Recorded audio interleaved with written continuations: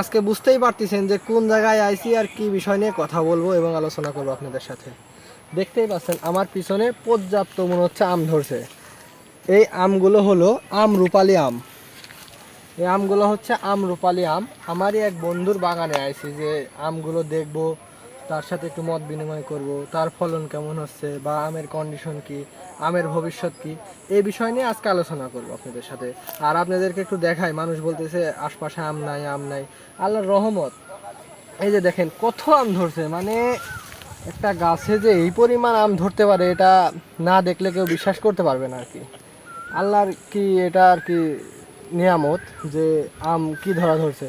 যদি আল্লাহর বালা মুসিবত না হয়, ঝড় ঝাপটা যদি না হয়, তাহলে আল্লাহ অনেক আর কি আম রাখছে, এগুলো আর কি ভালোই হবে। আর আমাদেরও উদ্দেশ্য আছে যে এই বাগানটা আর কি দামে দরে যদি হয় তাহলে নিব।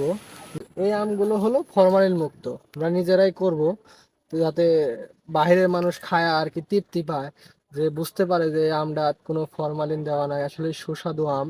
আর এটা হচ্ছে আম রূপালী আম, আমের রাজা বলা যায় আর কি যাকে। সবারই আর কি পছন্দ, ছোট বড় সবারই পছন্দ। তো এই যে এখন আমার বন্ধুর সাথে এখন একটু কথা বলবো। বন্ধু, বাগানটা তো তোমার তাই না? হুম। আচ্ছা, এই বাগানে তোমার পরিচর্যা করতে হয় একাই নাকি? অবশ্যই। আচ্ছা, এবং বাগানে অনেক মানুষ নেই, অনেক সময় দরকার হলে। দেখতে পারছেন এবছরে পানি নাই, এই পানির প্রচুর অভাব, তাও আল্লাহ তাআলা অশেষ রহমতে এত সুন্দর বড় বড় আম দিয়েছে যা বলার মতন না।